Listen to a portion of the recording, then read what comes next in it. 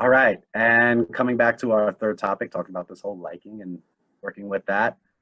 So, team, what do you do when you get rejected? Cry. Cry for days. Listen to my favorite sad playlist. I think there's definitely, this is unhealthy. There's definitely part of me, because I'm a control freak a little bit, that thinks I can change their mind. And it's taken me a long time, a very long time, to come to terms with not doing that as I learn about power and control, and that I can't control the way people feel. For a lot of time in middle school, in high school, I thought I could change the way I dressed, the way I talked, the way I acted to make someone do something. And that included being rejected. I kind of held out this, oh, they're just saying it now. I'm going to give them a week. I'm going to slide back into their DMs and then they're going to want me. But I can't do that. Yeah, and like being in maybe in like denial about like, oh, well, it was this thing that did, so maybe if I go back and fix that thing, and like this kind of like it's like we're not accepting reality really. It's like we're trying to like find ways to trick reality out of not being what it is. I remember when I was younger, my mom would tell me, and this is like, yeah, cry to your mom if you need to, she would tell me, not everyone likes their coffee as sweet. Not everyone likes their tea as sweet. She was calling me sweet.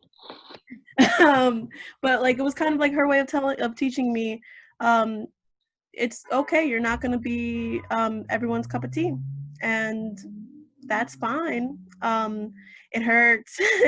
Like, let's be real. When you get rejected, it stings a little. But how do you find like healthy things to do, like for yourself, or what even are considered like healthy ways to handle rejection? I'm really curious about what people say in the moment, like right there when this person is turning you down. Like, how do you even respond when all your feelings are coming up? I don't even like you anyways. Yeah, you do. That's why you asked them out. I was just joking. I was gonna say I go through like what I call like this ladder of emotions, and so like the first part is like I'm sad, and then I like mask it, and it becomes like what you were talking about, Heather and Heidi. Like I get angry, and I'm like, oh whatever, like you're ugly anyway. And then like when the person I like is in another relationship, I'm like, oh well, that person's ugly too, and like just kind of like being angry about everything. And then I think I have to like go back down a step and realize like, no, I'm sad. I need to go through the sadness part. And then I can heal from there. But I think a lot of times that anger comes from like not really allowing yourself to feel the rejection, to feel the pain. I listen to Sade, and like my friends know when the Sade album comes out, that's it. It's time to be sad. But really allowing yourself to be sad and understand that it does hurt.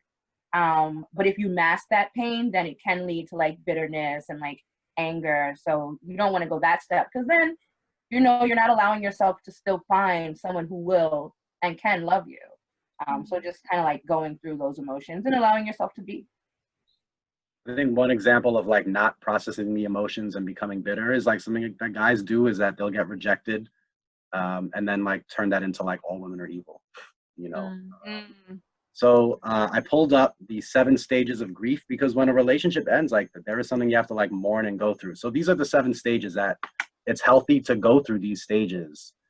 Shock, just being overwhelmed by what you're hearing. Denial, like pretending it's not true. Anger at it. Bargaining, trying to find a way out. Depression of it, you're kind of realizing the inevitable. Testing it, trying to find like maybe some ways out, solutions maybe. And then finally you just like accept it and you start moving forward. And those are stages that you go through at different times. You know, sometimes like some of those stages can all happen in the afternoon, and then you stay stuck on sad for a while there. But every breakup's different, and taking care of yourself, connecting with your friends, getting to the things that make you feel good. You know, getting back to the music, to the art, the hobbies, like things that you might have neglected a bit because you were so caught up in another person. Reconnecting with yourself. I think that's the really healthy thing to do in a breakup is, all right, I was with a person. Now I want to see how that changed me and think about the next step. Because all of dating is like figuring out what does and doesn't work for you. You know, it's not, it stinks to have a breakup, but then you learn what was good and bad there, and you can think about how that would work for the next time. It's a little bit of trial and error.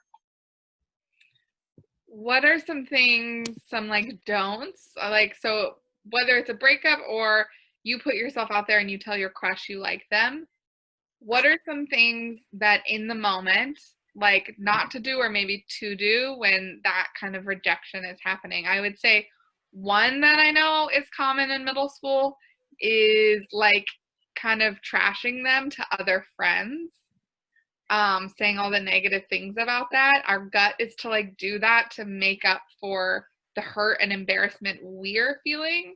And I would say do your best to stay away from that. If you need to get that out and vent because you're angry, that's totally natural. But I'd suggest, you know, writing that down to yourself and then deleting it, writing it in the notes on your phone and then deleting it, making a video, like talking to yourself and then deleting it.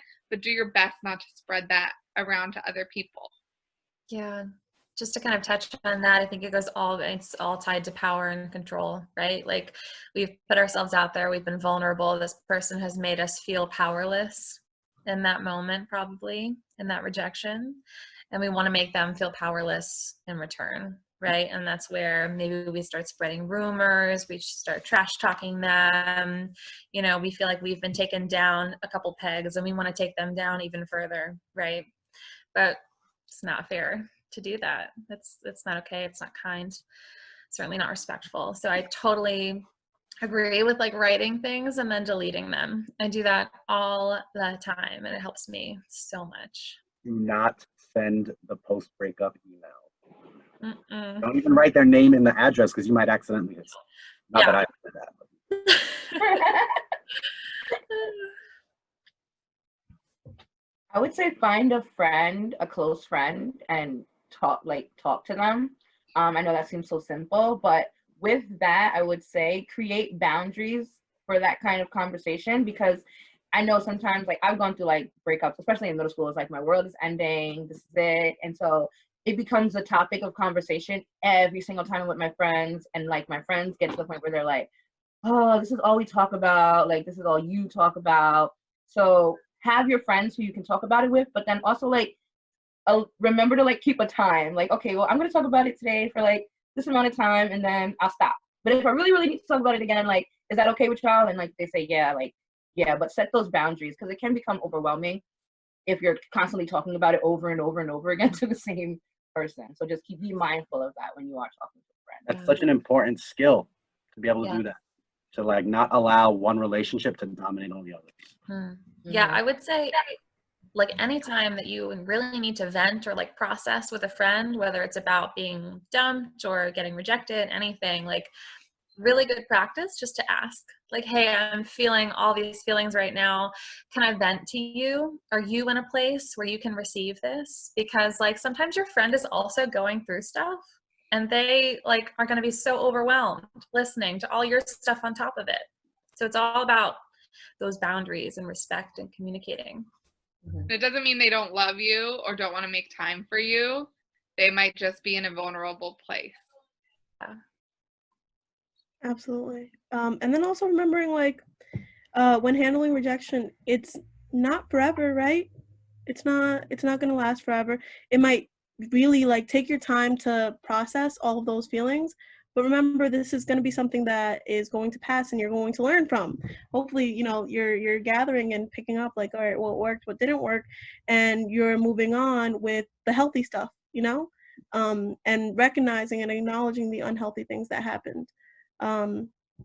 And you know, remembering that it's not forever, and hopefully you're around some really good folks, some really good friends that can embrace you and like help you, uplift you from that if they do have the emotional space to be able to help you in those situations. But it's not a good, stay optimistic about it, try to see the silver lining, like, oh, this rejection stinks, but I'm gonna get through it. For sure. If I could say just one thing, I feel like learning how to both reject other people and receive rejection is such an important and unfortunate part of life, whether it's relationships, jobs, different opportunities, applying to colleges, etc. Like there are going to be so many opportunities throughout your whole life to potentially have to be rejected.